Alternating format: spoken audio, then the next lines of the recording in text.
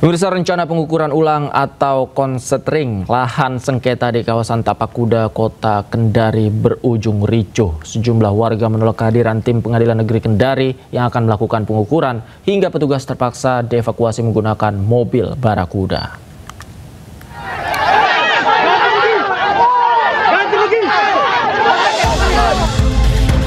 Pemetaan ulang yang dilaksanakan Pengadilan Negeri Kendari di Jalan Tapak Kuda, Kota Kendari, Kamis siang berujung ricuh.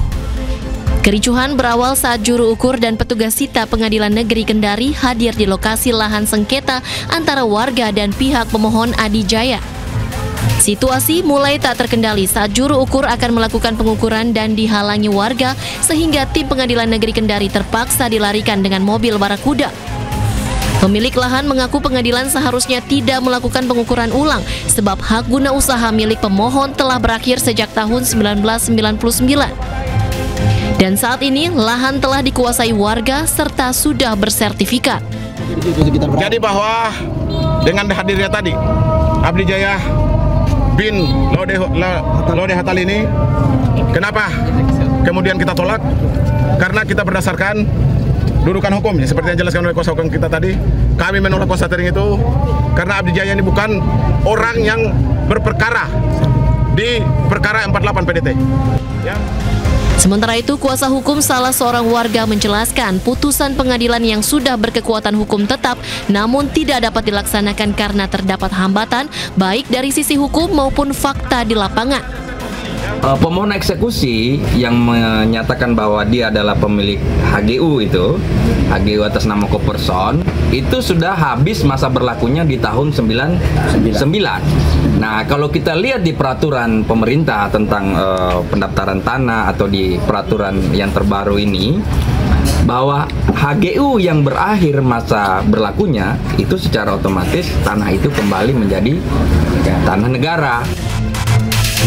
Usai tim Pengadilan Negeri Kendari dievakuasi, warga yang melakukan aksi penolakan pengukuran ulang pun bubar.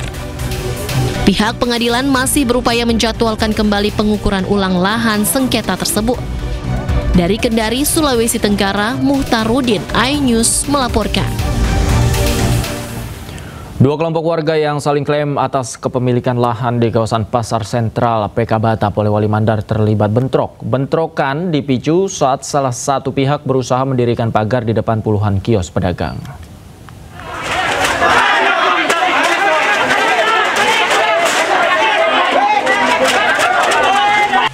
Bentrokan tak dapat dihindari saat massa dari salah satu kelompok yang mengklaim atas lahan seluas 6.800 meter di kawasan Pasar Sentral PK Bata, Kelurahan PK Bata, Kecamatan Polewali, Polewali Mandar, mencoba mendirikan pagar seng. Aksi pemagaran di depan kios pedagang memicu kericuhan. Pihak ahli waris yang juga mengaku memiliki hak atas lahan tersebut melakukan perlawanan. Situasi sempat memanas, dua kelompok massa terlibat adu mulut hingga saling dorong. Di atas lahan tersebut berdiri lebih dari 50 kios pedagang yang telah beraktivitas selama bertahun-tahun.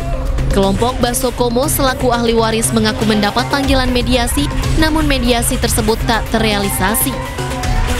Kalau sekarang ini saya merasa kurang senang. Sebenarnya kemarin ada panggilan surat untuk mediasi. Ya, waktu di pagar ini saya merasa sedih, bercampur itu kurang paham bagaimana sebenarnya hukum ini. Karena kita ini negara hukum. Kenyataannya begini pemagaran. Sementara itu, kelompok Haji Sumrah juga mengklaim sebagai pemilik sah karena memiliki sertifikat tanah serta rutin membayar pajak tahunan. Sudah ingkrah, bahkan pihak Baso Komo itu ya sudah melakukan gugatan pembatalan sertifikat tersebut, tapi tidak berhasil, selalu ditolak kan di PT Tun Makassar gitu. Pada saat itu masih ujung pandang gitu sampai dikasasi seperti itu. Aparat kepolisian masih berjaga di lokasi untuk mencegah bentrokan susulan antar dua kelompok yang berseteru. Dari Polewali Mandar, Sulawesi Barat, Huzair Zainal, iNews melaporkan. Pengacara keluarga Arya Daru Pangayunan meminta polisi mengungkap pemeriksaan Farah dan Dion dalam kasus kematian Arya Daru. Kuasa hukum keluarga Arya Daru juga meminta polisi membuka secara hasil pemeriksaan handphone milik Arya Daru.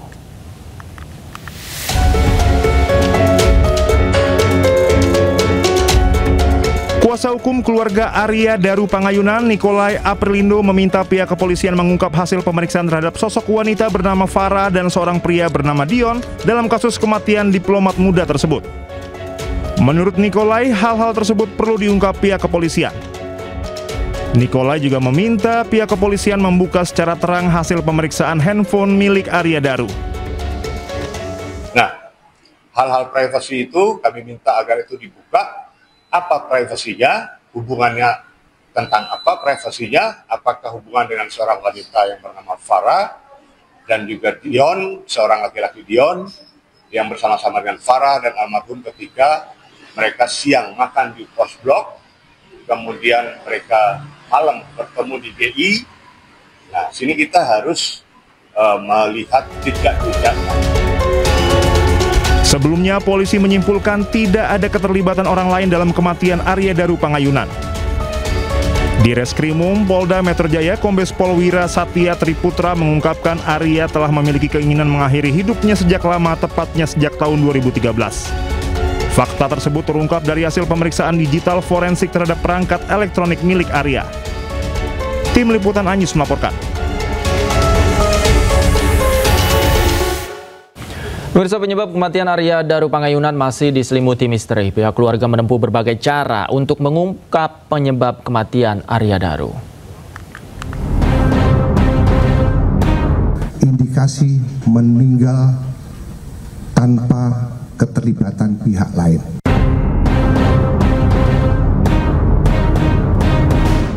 Keluarga Arya Daru Pangayunan menempuh sejumlah cara untuk memecahkan misteri penyebab kematian sang diplomat muda. Tim kuasa hukum Arya Daru Pangayunan telah mendatangi Mabes Polri untuk menindaklanjuti surat permintaan pengungkapan misteri kematian Arya Daru yang sebelumnya dikirim kepada Kapolri.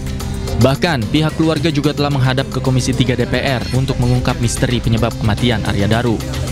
Langkah ini dilakukan karena keluarga merasa janggal dengan kematian diplomat muda Kementerian Luar Negeri tersebut. Beragam kejanggalan dirasakan pihak keluarga usai Arya Daru ditemukan tewas dengan wajah tertutup plastik dan terlilit lakban di kamar kosnya. Pihak keluarga mengungkap adanya kiriman amplop coklat berisi 3 simbol misterius saat pemakaman jenazah Arya Daru. Dengan meminta bantuan sejumlah pihak, keluarga berharap dapat mendorong pengusutan kembali kasus kematian Arya Daru. Tim Liputan iNews melaporkan. Seorang pencuri nekat panjat menara pemancar di Lampung Selatan karena takut diamuk warga. Petugas pemadam kebakaran dan penyelamatan harus merayu agar pencuri itu mau turun.